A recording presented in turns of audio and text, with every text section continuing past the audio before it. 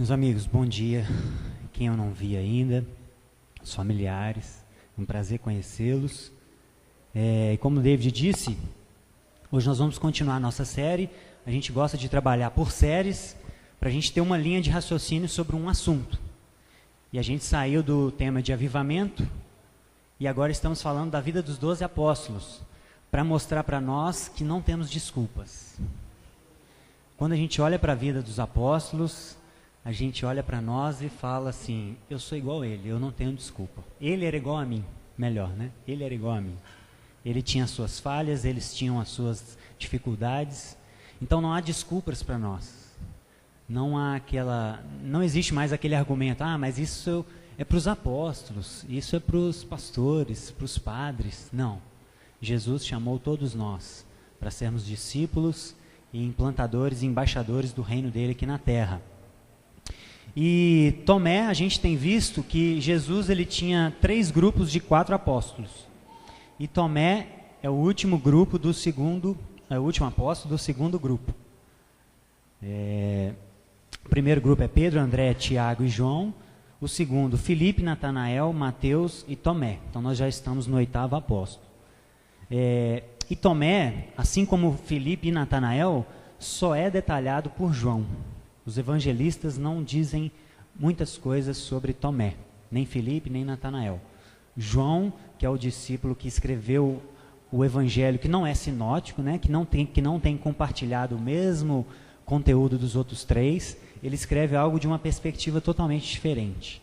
E ele era o discípulo amado. E ele foi o último a escrever o evangelho e o último a terminar. Então ele teve mais tempo para ruminar em tudo que aconteceu. Então por isso que o evangelho dele é especial. Tomé significa, é o nome aramaico que significa gêmeo. O dídimo, né? Dídimo significa gêmeo. É uma variante grega de dídimo. E provavelmente ele tinha um irmão gêmeo, por isso ele era chamado Tomé o dídimo, né? Tomé o gêmeo. E o que a gente sabe sobre Tomé, pessoal? Tomé era uma pessoa, ali ó, Tomé, a principal característica dele é o pessimismo. Pessimista é aquele que vê uma realidade diferente da que é real, e geralmente o pior, ele enxerga o pior, né? Daniel conseguiu captar muito bem isso nessa arte. Existe uma realidade boa por trás, mas o pessimista, com o óculos dele, com a visão dele de mundo, ele enxerga algo diferente, e geralmente é o pior cenário. O pessimista só consegue enxergar o pior cenário. Então ele era uma pessoa negativa, ele tinha uma preocupação crônica, ele tinha uma tendência a ficar angustiado, ansioso, e esperava sempre o pior das situações. Alguém se identifica? É muito comum isso nos nossos dias, né? E eu queria te convidar a abrir lá em João 11, para a gente aprofundar um pouquinho mais na vida de Tomé. João 11,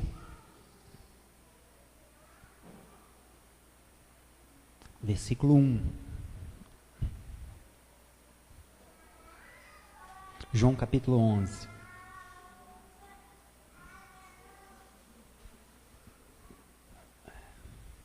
Aqui narra a história da ressurreição de Lázaro. E começa o seguinte: estava Lázaro enfermo de Betânia, da aldeia de Maria, sua irmã, Marta, e de sua irmã Marta. Esta Maria, cujo irmão Lázaro estava enfermo, era a mesma que ungiu Jesus com bálsamo e lhe enxugou com os pés com os seus cabelos. Mandaram, pois, as irmãs de Lázaro dizer a Jesus: Senhor, está enfermo a quem tu amas. Ao receber a notícia, Jesus disse: essa enfermidade não é para a morte, e sim para a glória de Deus, a fim de que o Filho seja por ela glorificado. A fim de que o Filho de Deus seja por ela glorificado. Ora, amava Jesus a Marta, a sua irmã e a Lázaro. Quando, pois, soube que Lázaro estava doente, ainda se demorou 2 dias no lugar onde estava. Depois disse aos seus discípulos: vamos outra vez para a Judéia. E os seus discípulos disseram: Mestre, agora há pouco os judeus procuravam te apedrejar e você quer voltar para lá? Respondeu Jesus: não são 12 as horas do dia? Se alguém andar de dia, não tropeça, porque vê a luz deste mundo. Mas se andar de noite, tropeça, porque nele não há luz. Isto dizia, e depois lhe acrescentou: nosso amigo Lázaro adormeceu, mas vamos para despertá-lo. Disseram-lhes, pois, os discípulos: Senhor, se ele dorme, está salvo. Jesus, porém, falava com respeito à morte de Lázaro, mas eles supunham que estivesse falando de sono. Então Jesus lhes disse claramente: Lázaro morreu, e por vossa causa eu me alegro de que lá não estivesses, para que possais crer, mas vamos ter com ele. Então Tomé, chamado Dídimo, disse aos seus discípulos: vamos também nós para morrermos com ele. Irmãos, alguns pontos me chamam a atenção nesse texto. O verso 4, Jesus diz claramente: gente, essa doença não é para a morte, mas para que o Filho seja glorificado, para que Deus seja glorificado. Isso mostra para mim que existia um propósito eterno naquela situação, por pior que ela seja. Por pior que seja o cenário, existia um propósito eterno. Porque Jesus, a sua autoridade foi manifestada através dos seus atos miraculosos. Então existia um propósito eterno envolvido. E no verso 9, Jesus responde para eles. Eles ficaram com medo, falaram: Jesus, eles estavam querendo te apedrejar agora há pouco, você quer voltar para lá? E Jesus acalma o coração deles, fala o seguinte: gente, calma. Não são 12 as horas do dia? Se alguém caminha na luz e eu sou a luz do mundo, ou seja, se vocês caminham comigo, junto com a luz, vocês não vão tropeçar. Fiquem calmos. Eu estou no comando da situação. Confie no que eu estou falando. O cenário é negativo. A possibilidade é negativa. Eles estavam querendo me apedrejar, mas vocês estão comigo. É eu que estou com vocês. Eu sou a luz do mundo. Se vocês estão comigo, acalmem o coração de vocês, porque eu estou no controle da situação. Eu sou Deus, eu posso todas as coisas. Então se acalmem. Essa foi a mensagem de Jesus no verso 9. E aí o verso 16, mesmo Jesus acalmando os discípulos, mesmo Jesus mostrando um outro cenário para eles, Tomé só conseguiu enxergar o lado ruim. E Tomé disse para os discípulos: gente, vamos lá que nós vamos morrer, não tem jeito não. Vamos lá morrer com ele. Jesus falou para eles: gente, se vocês estão comigo, vocês não tropecem. Fiquem calmos. E Tomé só enxergou: e nós vamos morrer com ele. Tomé não conseguiu se atentar às palavras calmas de Jesus, às palavras tranquiladoras de Jesus. Ele só conseguiu enxergar aquilo que a natureza dele lhe permitia, que era o lado negativo das coisas, que era o lado ruim das coisas. Porém, assim como nós, os discípulos tinham características ruins, mas tinham coisas boas também, que Jesus iria transformar e queria usar para a sua glória. Tomé foi corajoso. Por mais que ele viu o pior cenário, que era a morte, ele teve coragem de se dispor a ir com Jesus para lá e a morrer com ele. Pior seria se ele falasse: não, Jesus, nós vamos morrer, então não vamos não. Seria pior. Mas ele tinha no mínimo coragem de, mesmo sendo um pessimista, mesmo sendo um cínico é sinônimo de pessimista, ele teve coragem de sofrer as piores consequências, mas do lado de Jesus. Isso a gente tem que louvar. Isso a gente tem que imitar. Ele foi corajoso. Ele foi um pessimista, mas foi corajoso no mínimo. E isso é muito bom. E é melhor ser um pessimista corajoso do que um otimista superficial. Vocês conhecem pessoas que às vezes, não por má vontade, mas talvez por uma ideologia de querer ser sempre otimista, até em situações que a gente sabe que não tem jeito, que parece que é algo um pouco forçado. Isso é um otimismo superficial. Existem esses dois extremos, o pessimista e o otimista superficial. A gente tem que ser realista. A gente tem que ser consciente. Tem horas que as coisas não tem como a gente ficar se iludindo. Tem horas que a gente tem que falar, olha, a situação é difícil mesmo, mas eu tenho coragem de enfrentar. Esse é que é o diferencial. Se nós vamos ter coragem de ser realistas e estar dispostos a encarar aquela situação, porque a gente anda com a luz, com Jesus. Então, com Jesus, a gente não tropeça nunca, mesmo quando a gente é martirizado, como os apóstolos foram. Porque o não tropeçar não significa aquela teologia da prosperidade de que tudo vai acontecer de forma maravilhosa, como dizem alguns pastores. Você não vai adoecer, você nunca vai passar necessidade, você nunca vai morrer de doença, você vai morrer dormindo na sua cama. É isso que pregam alguns pastores, infelizmente. E a realidade é bem diferente. A gente não pode ter esse otimismo superficial e nem esse pessimismo de ver só a situação ruim. Nós temos que ser realistas, mas ter coragem, como Tomé teve, de que se a situação for difícil para nós, se o diagnóstico for morte, se a doença for maligna, se o emprego for perdido, se infelizmente a gente perdeu um ente querido, nós temos coragem de passar por aquela situação debaixo da luz. Não se iludir e não ser um pessimista, sermos realistas. E a coragem de Tomé a gente precisa. Então ele foi um pessimista, gente. Jesus acalmando eles, ele só enxergou o lado ruim da situação. E esse pessimismo começou muitos anos atrás. Pode passar, Gabriel, por favor. Cinismo significa, é o sinônimo de pessimismo. Isso foi uma escola filosófica lá do século 3, 4 a.C.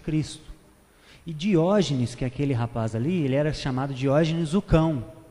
Por quê? Porque ele vivia como um animal. A filosofia de vida deles era cínica, era pessimista. Por quê? Porque eles só enxergavam o lado ruim da vida. Para ele, a vida era um caos, um tédio. E ser feliz na vida era negar todas as coisas. É você se tornar insensível a qualquer coisa da vida, seja boa, seja ruim. Isso é o cínico. É aquele que só olha a situação de um ponto de vista negativo, distorcido. E ele era tão cínico, gente, que ele tinha uma tigelinha, ele vivia com... A única coisa que ele tinha, uma lamparina, vivia num barril, e o Chaves foi inspirado nele, viu, gente? Viver num barril, homem pobre. E ele tinha uma tigelinha e uma colher. Era a única coisa que ele tinha, uma tigela e uma colher. E aí ele era tão cínico, tão pessimista, tão negativo, que ele viu um cachorro um dia comendo com a boca e falou assim, gente, eu não preciso de colher não, jogou a colher fora. É esse nível que era o Diógenes. Pode passar, Gabriel. E um dia, Alexandre o grande imperador, Alexandre o Grande, chegou para ele e falou assim, Diógenes, eu fiquei sabendo que você é muito sábio, me fala, eu estou vendo a sua situação, você está numa péssima situação, me fala o que você quer, que eu posso te levar para o meu império, te dar comida, a melhor comida, te dar a melhor bebida, te dar um salário para você ensinar filosofia para a gente. E sabe qual foi a resposta dele, gente? Cara, você não pode me dar nada, pelo menos não me tira o que você não pode me dar, afasta do meu sol aí. Essa foi a resposta dele. Você não pode me dar nada, cara, eu não quero nada disso aí que você tem. Agora, o que você não pode me dar, que é a luz do sol, não me tira isso não, sai fora, dá licença. Isso é o cínico. Essa é a realidade de uma pessoa cínica. Aquela que às vezes está sempre mal-humorada, que você dá bom dia, ela fala, o que tem de bom? Né?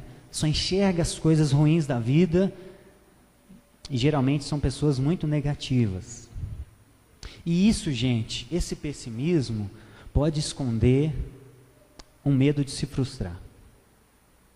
Pessoas que já se frustraram muito na vida, que já passaram grandes decepções, podem assumir uma postura cínica, pessimista, por proteção. Por quê? Porque se você sempre olhar pelo pior cenário, você nunca se frustra. Se você partir do pressuposto que sempre vai acontecer o pior, o que vier é lucro. Isso pode ser um medo de se frustrar. Porém, isso pode nos fazer a perder realidades de Deus que estão muito acima do que a gente pode imaginar. Porque o cínico vê a situação e fala, não vai dar certo. E ele não batalha por nada. Ele não luta por nada. Ele não busca nada, ele não busca novidade. Ele está sempre se nivelando por baixo. Então, por um lado, pode ser um medo de se frustrar, uma proteção inconsciente, mas isso pode nos levar a perder oportunidades muito boas com Deus, de realidades que a gente não imaginaria passar. Então, muito cuidado com o pessimismo, com o cinismo. E Pedro foi o contraponto de Tomé.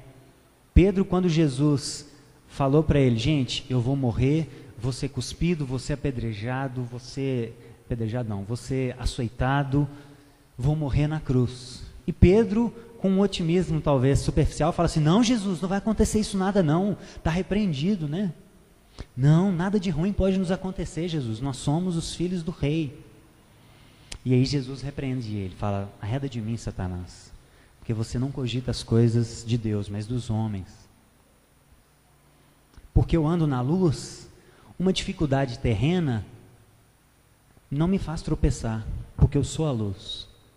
Então, mesmo quando a gente enfrenta situações muito difíceis na terra, a gente não tropeça. Isso não tira nosso gosto de vida na boca. Isso não deve tirar o nosso gosto de vida, porque a gente anda debaixo da luz. E mesmo que o cenário for o pior possível, nós temos ainda uma esperança que está para além do túmulo, e é isso que sustenta a nossa vida. Então Jesus não tropeçou, mesmo morrendo como um ladrão, como um criminoso, sendo humilhado, rejeitado perante os homens e morrendo a morte mais humilhante da época dele, que era uma morte de cruz, que pela lei era considerado um amaldiçoado. Esse homem, Jesus, venceu, mesmo com esse pior cenário aos nossos olhos. Essa é a realidade de Deus para nós. Mesmo quando a gente está passando por coisas que aos olhos da nossa cultura são totalmente inconcebíveis, se nós estamos debaixo da luz, nós não tropeçamos. É por isso que nós podemos estar humilhados, estar exaltados, ter abundância, ter dificuldade, porque a gente pode tudo nele e a gente não tropeça. Não é um otimismo superficial, não, só vai melhorar. Eu já ouvi muito isso de um pregador. O lema dele era, só vai melhorar. Nem sempre. Às vezes vai piorar. A questão vai ser como a gente vai responder a isso. Porque o otimista superficial, quando se frustra, ele pode perder a fé dele. E o pessimista perde oportunidades de alcançar níveis em Deus que ele pode experimentar, mas que por causa do seu pessimismo ele não avança. Então, o realismo é a posição mais próxima do Evangelho. Você não vê só o lado ruim, mas também você não nega as dificuldades da vida. Você sabe lidar com frustrações, porque Deus ele não nos dá tudo aquilo que a gente pede ou quer, mas Ele nos dá aquilo que a gente precisa. E isso é muito bom para nós, isso circuncida o nosso coração. Outra característica de Tomé, gente, está lá em João 14, não precisa abrir. Jesus, quando fala que iria partir, ele fala, gente, mas Jesus, eu não sei o caminho. E aí Jesus diz, né, João 14:6, eu sou o caminho.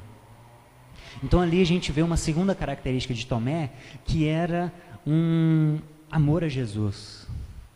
Ele preferiu, mesmo sendo pessimista, morrer com Jesus, do que ser separado de Jesus, porque ele precisava saber o caminho, porque se Jesus ia para lá, ele precisava saber. Então esse amor, essa devoção de Tomé também nós precisamos trazer para a nossa vida. Ele preferiu morrer do que ser separado de Jesus, e isso lhe trouxe profunda tristeza, a ponto dele questionar Jesus, Jesus, para onde o Senhor está indo? Eu não sei o caminho, eu preciso saber o caminho, porque eu não posso viver longe do Senhor, eu preciso saber o caminho. E a última característica de Tomé está lá em João 20. Abram comigo, por favor. João 20, 19.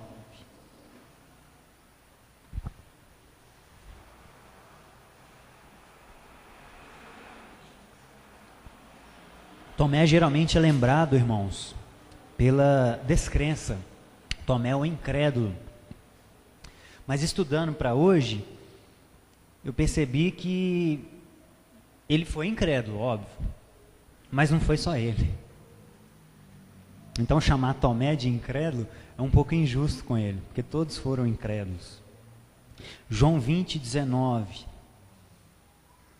Jesus ressuscita e aparece aos discípulos, né? Ao cair da tarde daquele dia, o primeiro dia da semana, no domingo, trancadas as portas da casa onde eles estavam, os discípulos, com medo dos judeus, veio Jesus, pôs-se no meio deles e disse: paz seja convosco.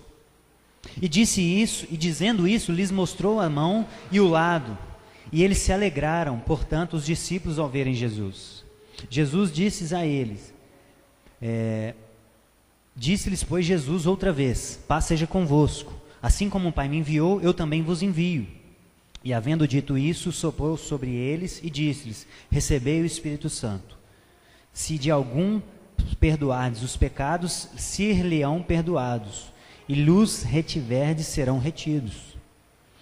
Ora, Tomé, um dos 12, chamado Dídimo, não estava com eles quando Jesus veio.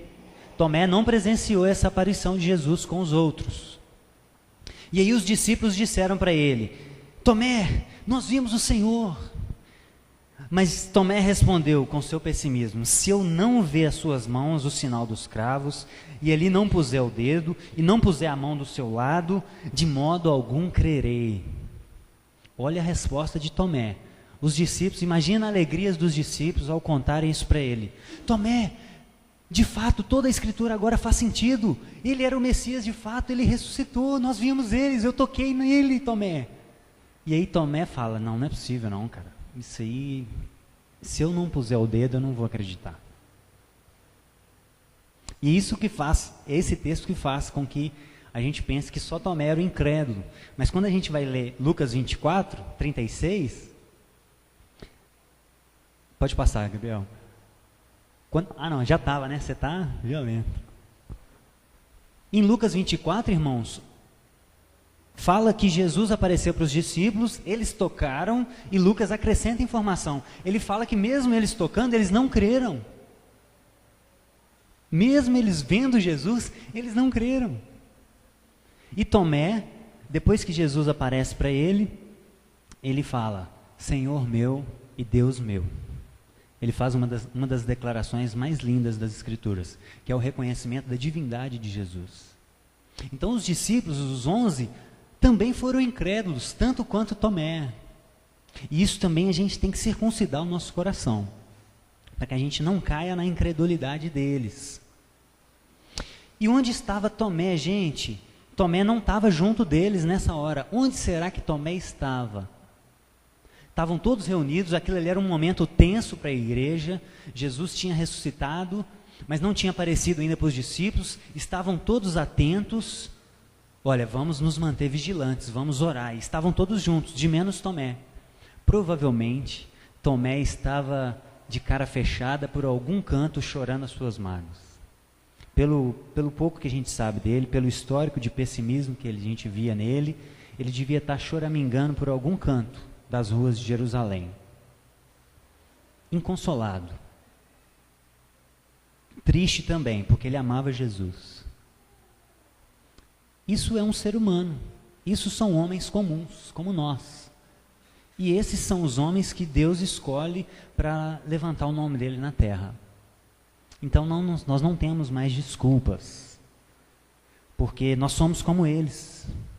Nós somos igualzinhos eles. Nós não temos mais desculpas para não nos convertermos e nos tornarmos discípulos de Jesus. E isso, meus irmãos, olhar para os apóstolos e ver tanta incredulidade, ver tanta descrença, mesmo vendo Jesus, tocando nele e ainda não crendo, isso nos faz olhar para os incrédulos de hoje com outra perspectiva. A gente tende a olhar para as pessoas que não creem, principalmente os ateus, e olhar com um olhar de desprezo. Ah, vocês não creem, vocês são inferiores a mim. Mas os discípulos viram e não creram também. Foi difícil para eles. Jesus falava que eles eram homens de difícil entendimento, de dura serviço. Então isso nos faz olhar com outros olhos os incrédulos de hoje. E versículo 26. Passando 8 dias, estava outra vez ali reunidos os discípulos. E Tomé estava com eles nessa situação. Estando as portas trancadas, veio Jesus, pôs-se no meio deles e disse: paz seja convosco. E logo disse a Tomé: o primeiro que Jesus quis tratar depois nessa segunda aparição foi Tomé. E Jesus, assim que ele enxergou, paz seja convosco. Tomé, meu assunto é com você agora. Agora eu quero falar com você. Tomé, põe aqui o dedo, Tomé, nas minhas mãos. Chega também a mão e põe aqui do lado, porque eu vi você falando isso para os discípulos. Então, Tomé, põe aqui o dedo, põe a mão aqui no meu lado, onde entrou a lança. Chega também a tua mão e põe do meu lado. Não seja incrédulo, mas crente. E aí Tomé responde ele: Senhor meu e Deus meu. Tomé, ao ver aquilo, ele creu até mais rápido que os discípulos, que os outros 11. Ele se ajoelha e fala: de fato, o Senhor é o Messias que deveria vir. Eu me rendo aos seus pés. Eu entrego a minha vida aqui agora totalmente ao Senhor. Eu não tenho mais desculpas.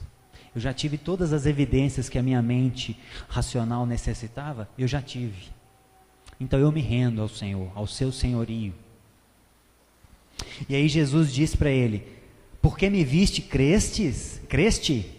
Bem-aventurados os que não viram e creram.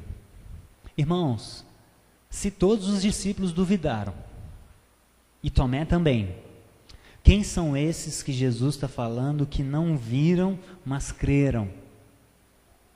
Pergunta de escola dominical.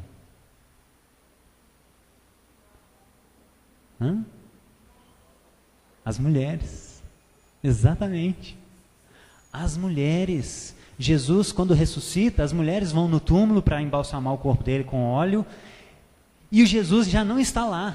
E elas creem no testemunho de um anjo. Esse tipo de pessoas que a gente precisa, do mesmo calibre dessas mulheres, crentes como essas mulheres. O reino de Deus precisa de mulheres desse calibre aqui, ó, com esse nível de fé, com esse nível de confiança. E homens também. Então, que nós sejamos crentes como essas mulheres, que mesmo não vendo, creram, porque elas são bem-aventuradas. E isso está disponível para nós hoje.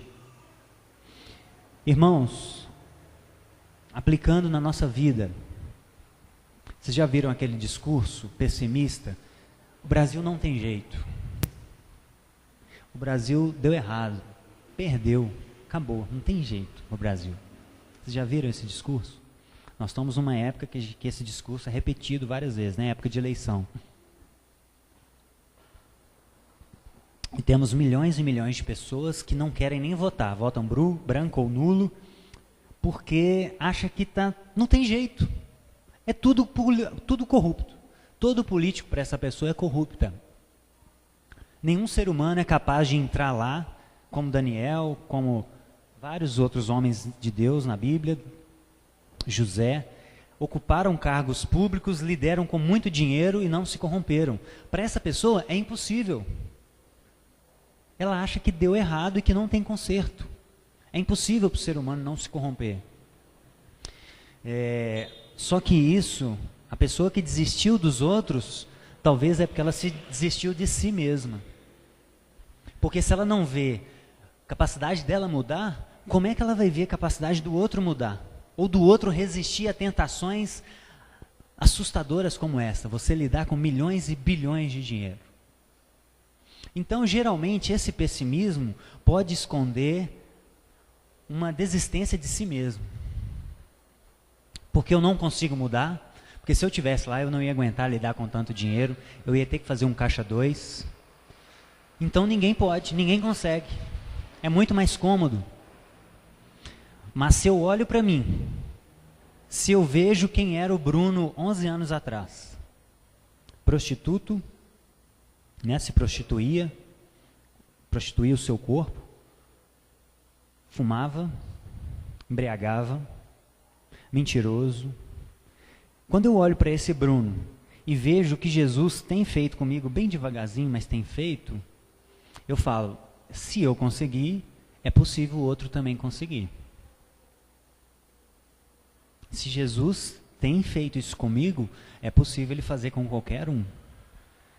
Então isso me dá uma outra perspectiva da vida. Eu saio desse pessimismo, mas também eu não vou ser iludido. Eu não vou entrar lá, ou não vou acreditar que uma pessoa pode entrar lá e não se preservar, e não tomar cuidado. Mas é possível. O Brasil tem jeito. E essa é a mensagem que as pessoas precisam ouvir. Essa é a mensagem que a sociedade anseia ouvir. De pessimistas já está cheio, gente. De incrédulos já está cheio. Eles querem ouvir uma mensagem de esperança. Realista, mas esperança. É possível. É difícil. Pode demorar gerações. Mas, se tivessem pessoas com esse pensamento 50 anos atrás, talvez hoje nós estaríamos em uma outra história do Brasil. Então, por amor à humanidade, por amor aos meus netos, por amor aos seus netos, eu acho que é possível. E eu vou batalhar até o fim para isso. Para mostrar a essas pessoas que é possível. Eu acredito no ser humano. Se eu estou mudando, qualquer um pode mudar. Qualquer um. E a gente passa também uma situação complicada na nossa comunidade. Pastor Duvaldo tem conversado com a gente, tem sinalizado um desejo de retornar o valor, porque ele já baixou o valor do aluguel para a gente. Gente, 2 ou 3 vezes, né, David? 3 vezes. E a gente tem pago um valor muito abaixo do mercado. E ele tem sinalizado para a gente que vai querer alinhar isso de novo. E aí o pessimista pode olhar assim e falar assim, gente, acabou, vamos ter que sair. Já vou pensar em outras possibilidades, já vão olhar outros aluguéis. Isso é o pessimista. E aí o otimista do outro lado pode virar na nossa reunião assim e falar assim, não, gente, que isso? Deus está com a gente, não vai acontecer nada de ruim não, só vai melhorar. E aí o realista, né, corajoso, ele tem que falar assim, gente, pessimista, calma meu filho, Deus é Deus, Ele é o dono de todo o dinheiro, de todo o ouro e prata, Ele pode levantar recursos e pode nos abençoar. E olhar para o otimista e falar assim, meu irmão, calma, não é assim não. A vida não é tão florida assim. Calma.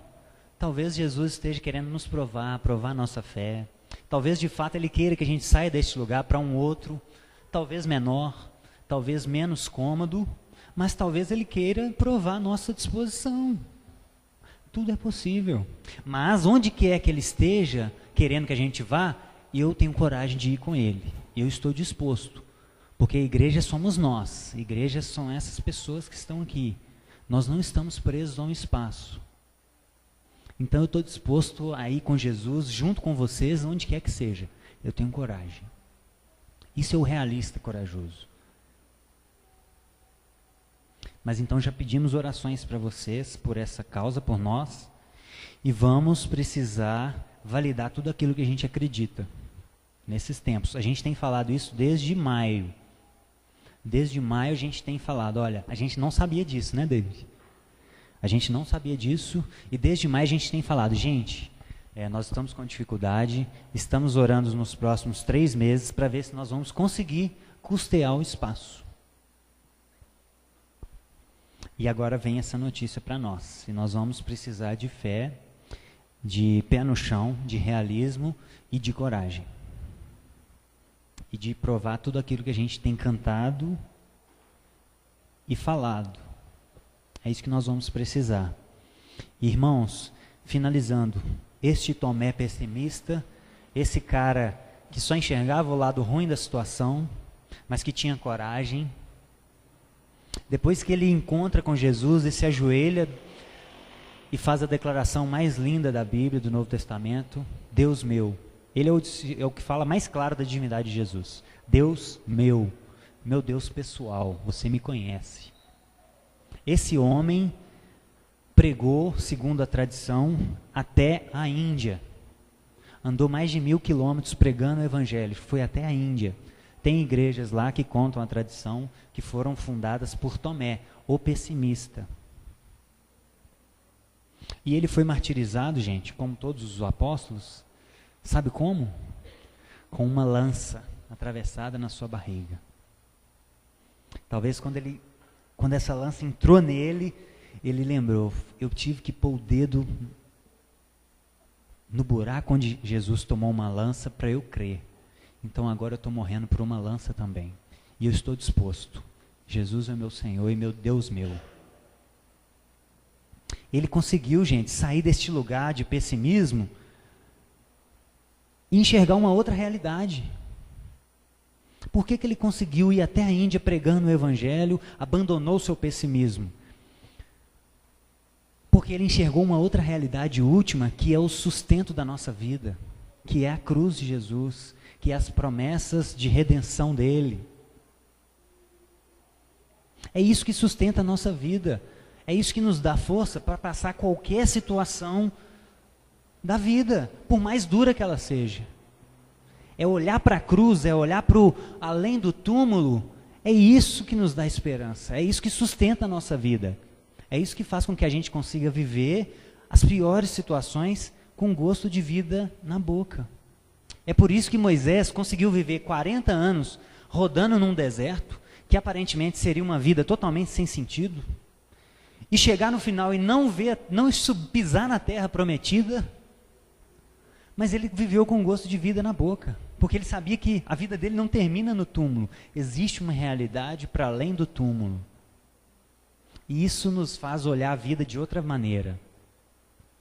Isso nos faz encarar as dificuldades da vida de outra maneira. É por isso também que Daniel conseguiu ser fiel a Deus, mesmo estando exilado. Gente, a cidade dele foi destruída, familiares dele morreram.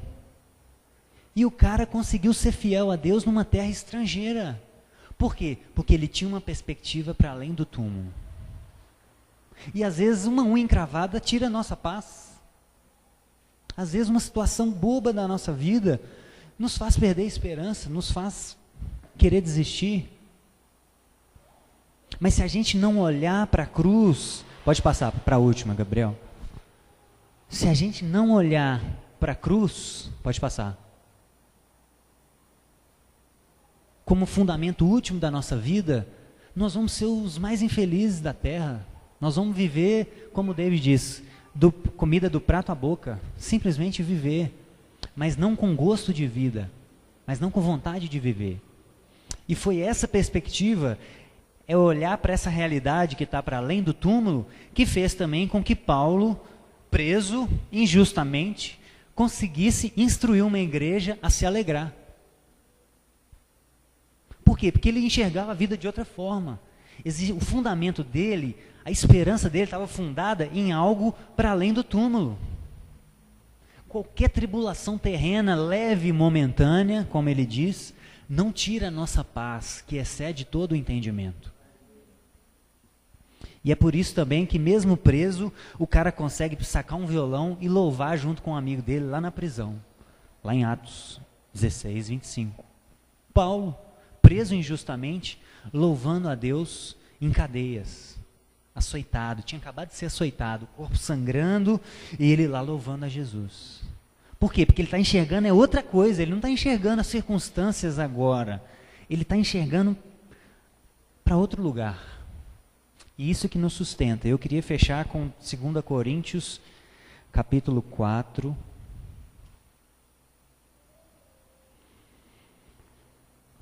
Segunda Coríntios, capítulo 4. Alguém faz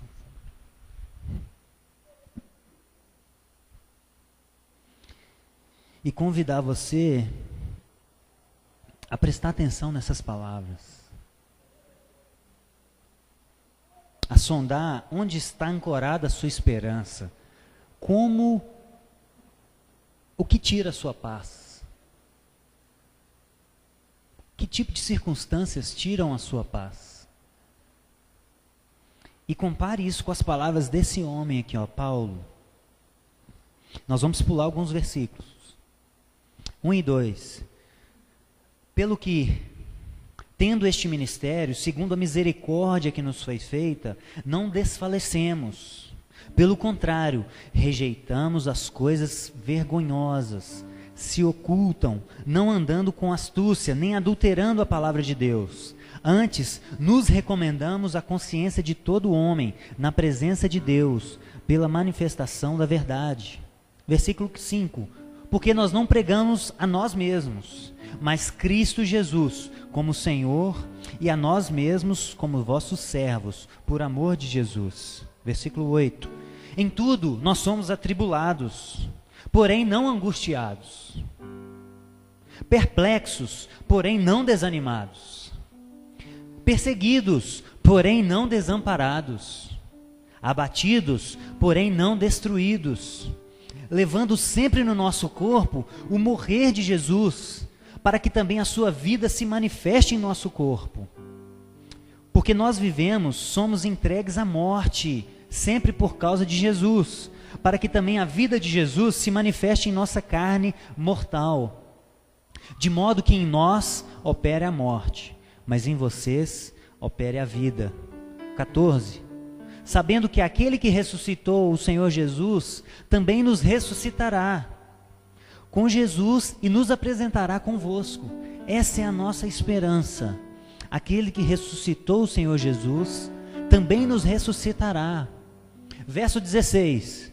Por essa razão, por essa verdade, nós não desanimamos.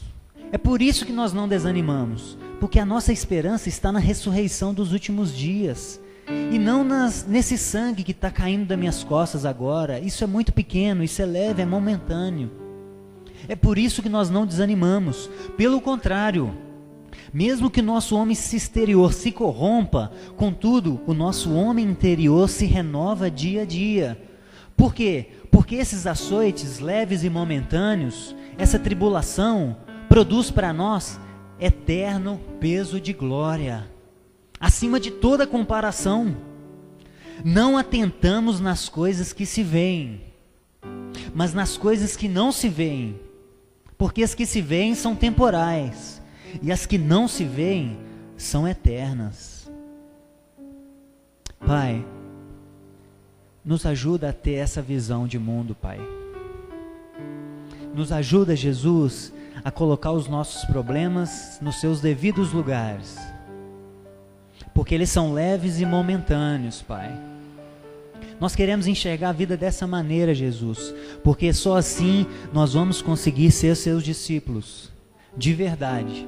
Nós podemos ser religiosos, podemos ser pessimistas, ter um falso otimismo, mas o discípulo, Pai, é aquela pessoa realista, que mesmo diante de tribulações, não perde o gosto de viver, porque a sua vida está ancorada numa realidade eterna, que está para além da nossa realidade aqui que vivemos, Pai. Então nos ajuda, Jesus, ajuda a mim, os meus irmãos, ajuda toda a nossa igreja a enxergar não aquilo que se vê, Pai, mas aquilo que não se vê, porque isso é eterno, isso é incorruptível, isso nos dá gosto de vida na boca, isso nos faz viver com gosto, nos ajuda a viver pensando nas coisas do alto, Pai, que significa pensar nas coisas da terra que o Senhor nos confiou para fazer. Então, Pai, nos ajuda a se envolver com política, porque isso é uma coisa do alto. O Senhor coloca governantes para punir o mal e beneficiar o bem. Eles são servos do Senhor. Então nos ajuda a envolver com política, Pai. Nos ajuda a envolver com educação. Nos ajuda a envolver com arte. Com tudo aquilo que faz parte do seu reino. Mas que a gente se envolva com aquilo que o Senhor nos chamou para fazer. Então nos ajuda, Pai, a enxergar para além das circunstâncias. Ajude os meus irmãos a verem as coisas de uma outra maneira. E isso dará forças para eles encararem qualquer tribulação na terra.